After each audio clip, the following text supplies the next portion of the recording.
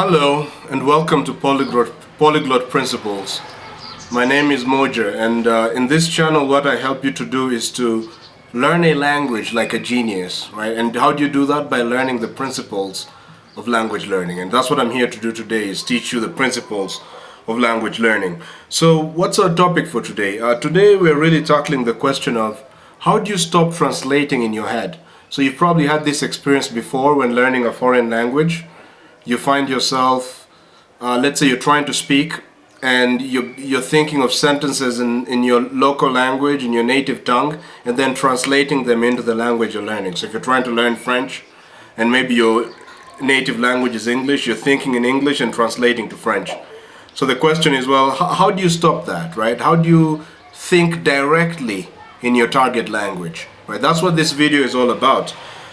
And I'm going to be giving useful tips towards the very end. So if you don't want to miss anything, make sure you stick to the end. So, before we start answering that question, I have a question for you. Why do you translate in your head, right? If you've had this experience before, why do you usually translate in your head instead of thinking directly in the language? Or if you've never had this experience, the question can be twisted a bit. Why do you think other people don't think directly in a language but have to translate? Right? I'm very interested in knowing what you think. Actually, pause this video, go in the comment section below and give me your answer. Tell me why you think this mental translation happens, and then find out if your answer agrees with what I'm going to say at the end of the video. Alright, so let's dive into it.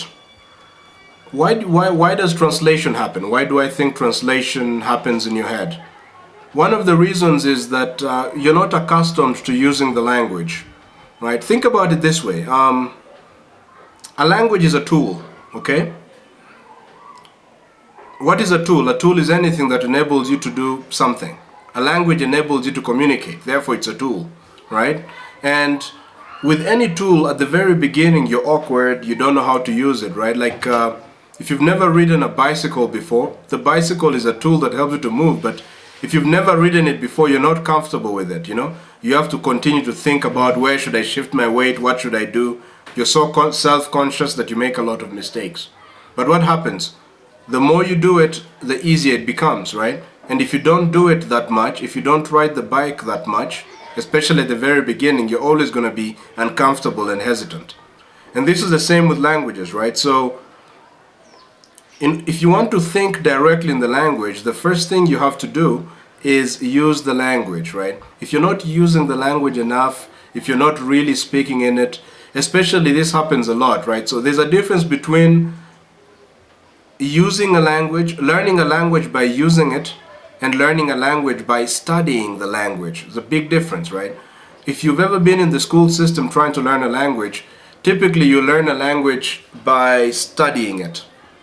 What does that mean? Well, like for example, if I'm trying to learn Spanish, instead of speaking Spanish and while speaking Spanish figure out how to speak better, it's very tempting to try the following approach. Instead of speaking Spanish, I'm going to study it, which means I'm going to start thinking about Spanish and English. I'm going to study the grammar, break it apart, and I'm going to study Spanish as some specimen in English. And that's a mistake. Right? The best way to learn how to do something is to do it, right? If you want to stop translating in your head, you have to use the language often.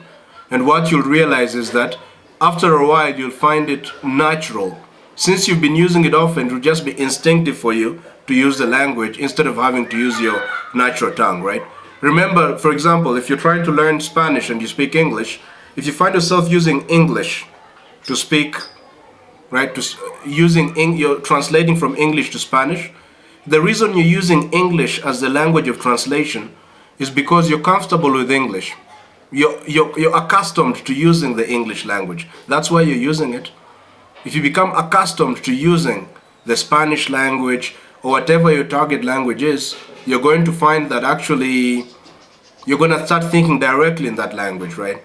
And no, you don't have to get to a high level, an advanced level to start thinking directly in the language. You could do it at the very beginning.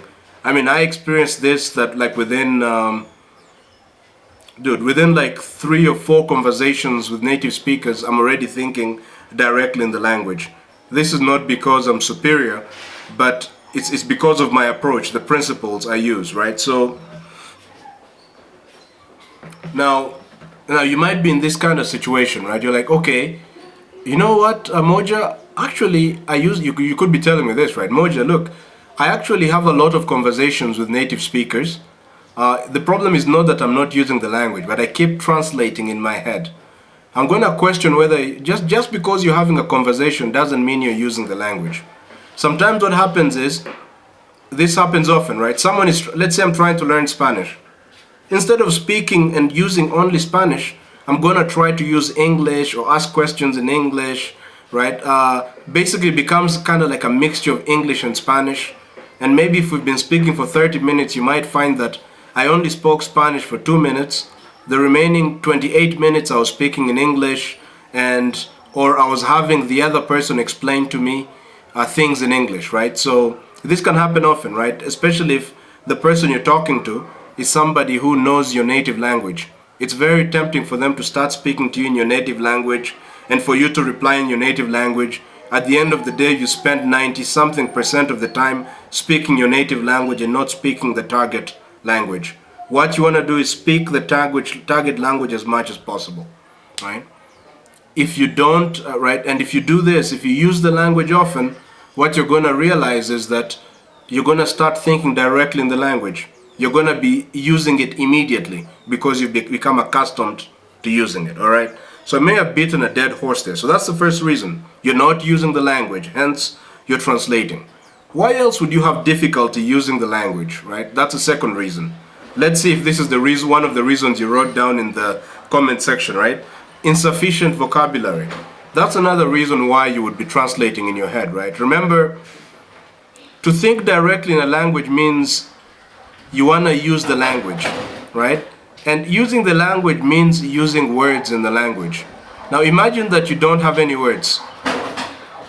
Okay, it's a bit of noise.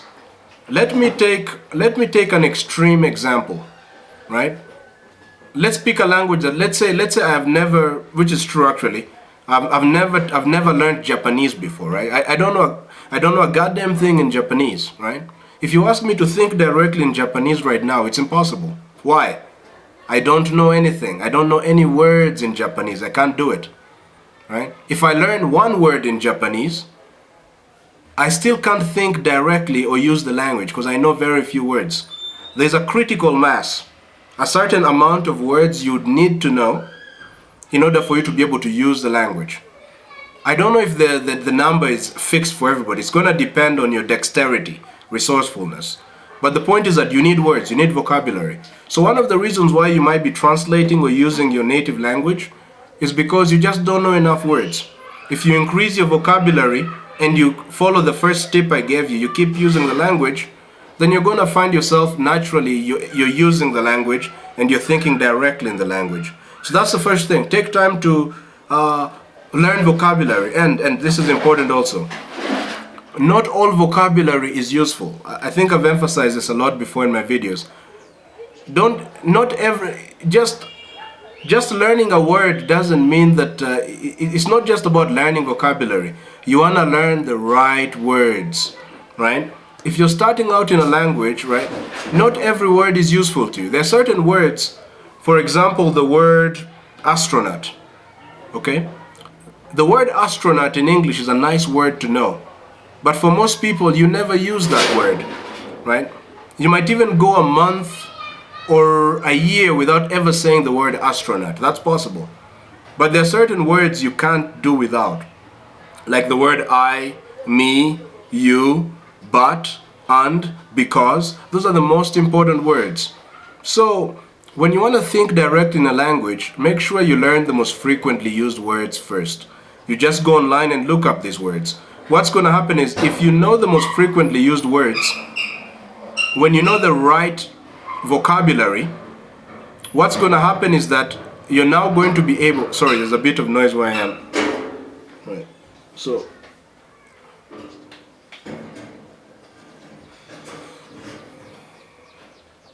okay, so if you know the most frequently used words and you know the right vocabulary, then you have the capacity to think directly in the language. But imagine if you don't know the word I, but, and, or. Of course, you're not going to be able to think directly in the language, because you're going to have a hard time connecting or making any sentence, or creating any form of coherent thought in your brain, right? So vocabulary is very important. I never used to think it was so important. Now I know how important it is. So we've mentioned two reasons, right? Why you might be translating in your head. One is you don't use the language enough. Second one is you just don't have enough vocabulary to think directly in the language. The third one could just be you have insufficient language structures. So this seems a little abstract. Oh, I'm sweating. Okay. It's super hot where I am. According to Google, the temperature in Bunya right now is 27 degrees, which shouldn't be too hot. I guess it's also humid. Anyways, all right, back to business. So we're talking about another reason why you might be having difficulty learning a language, thinking directly in the language, is that you have insufficient language structures. So your natural question might be, what the heck is a language structure? A language structure is like a system. In nature, we have many systems that allow us to do things. A language structure is a system that allows you to solve problems that occur again and again. For example, right? Forget about language for a while. Think about nature, the human body. The human... Right. Separate? Okay, merci. Yeah. So, all right. So, there are certain problems that the human body has to solve. For example, you need food, right? This entire body is food. You need food. That's a problem that occurs again and again. Every day you have to eat maybe twice or three times, right? You need food every single day. You frequently need food. Nutrition is a frequently occurring problem, and you need to solve it, because if you do not solve it, well, nothing else can function, right? And because eating is such an important problem, your body has a system for solving this problem, right? And that's called what? The digestive system. There's an entire system in the body that's designed to convert the food that you eat into this physical body, right? That's an important problem, and there's a system for that. The really cool thing about having a digestive system is that you don't have to think about how to convert food into the body. You don't need to think about it. All you gotta do is follow the system. Get food, put it in your mouth, chew it, swallow it, and then the system takes over and does the rest. This is the power of a system. It enables you not to have to think about a problem, right? And we have many systems in the body, right? This seems like a tangent, but it's not. There are certain problems that occur again and again in your life. For example, you need air, right?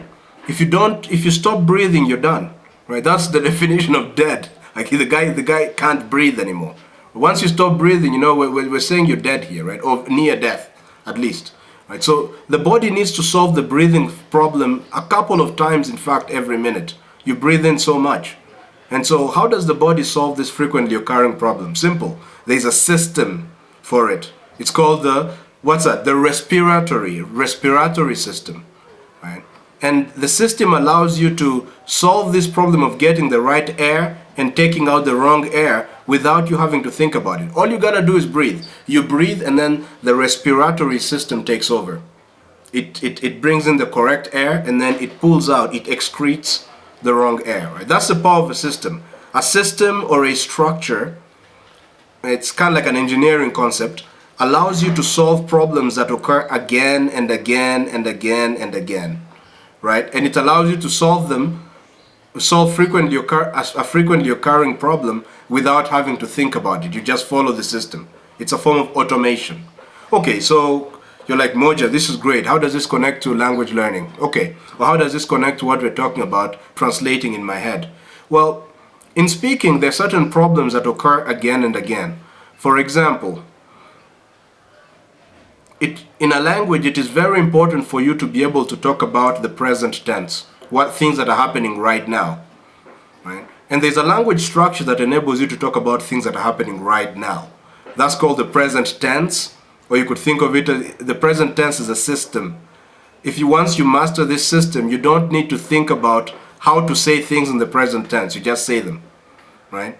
There's a system. There's language structures that enable you to say things in the past.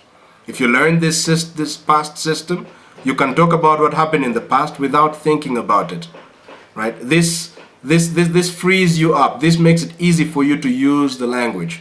And there's so many systems, man. There's systems of conjunctions, right? Almost, you could think of all of the grammar you know are just systems that enable you to communicate.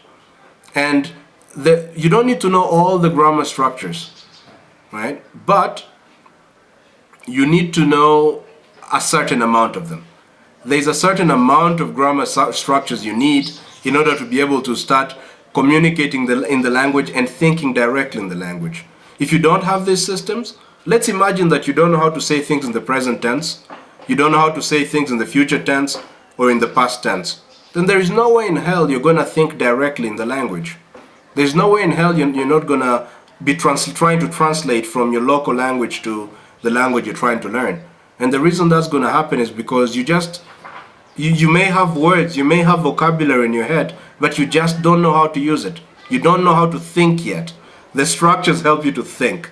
So one of the things you can do to help you think directly in the language, right? Because obviously when you're speaking, you don't want to spend too much time. You want to speak immediately. Well, you want to automate, like the body. You want to automate certain language structures. Some of the best language structures to automate are tenses: the present tense, the past tense, the future tense. If you automate these things, you're going to find it very easy for you to think in the language, right? Directly in the language. That's, of course, what I'm talking about are not in isolation, right? Because at first I talked about, hey,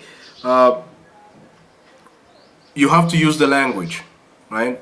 Let's say, but that's not enough. You have to use the language, and of course you have to have enough vocabulary, and of course you have to have the correct language structures. These things don't work on their own, right? So, I mean, if you learn very good tenses, let's say you learn the present tense, future tense, past tense, but you don't speak, you don't use the language, then you're not going to think directly in the language, right? Or if you know the tenses but don't have enough vocabulary, you're not going to think directly in the language. It is absolutely important that all these things I'm mentioning have to be applied together. None of them separate, right?